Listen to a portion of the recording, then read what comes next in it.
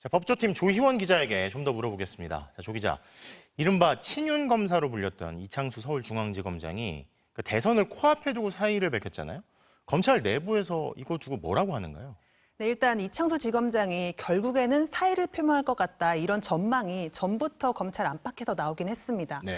왜냐하면 이창수 지검장이 성남지청장이던 시절부터 민주당의 이재명 후보의 성남FC 후원금 의혹 사건을 지휘하는 등 민주당 인사들에 대한 수사에 전면에 나선 적이 많았거든요. 네. 전주지검장 때는 문재인 전 대통령의 전 사위의 특혜 채용 의혹 수사도 지휘를 했습니다. 네.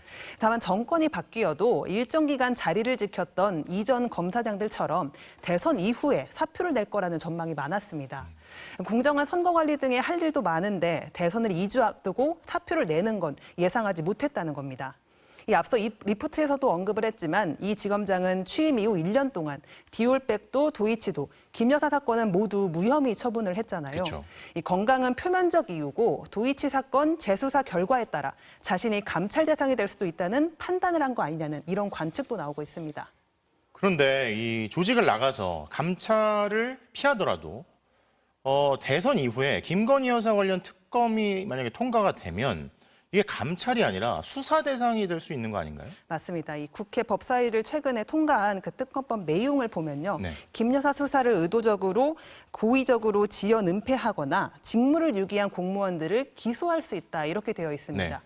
과거 사례를 보면 예전에 그 고 이해람 중사 특검 때도 공군 군검찰의 부실 수사를 확인해서 이 담당 검사를 직무유기 등의 혐의로 재판에 넘긴 적이 있습니다.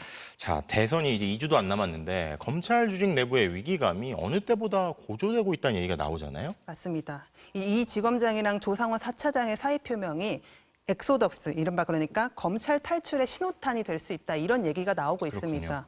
이 민주당은 과거 문재인 전 대통령이 마무리하지 못한 검찰 개혁을 완성한다는 의지를 보이고 있잖아요. 네. 핵심은 검찰의 수사권과 기소권 분리입니다.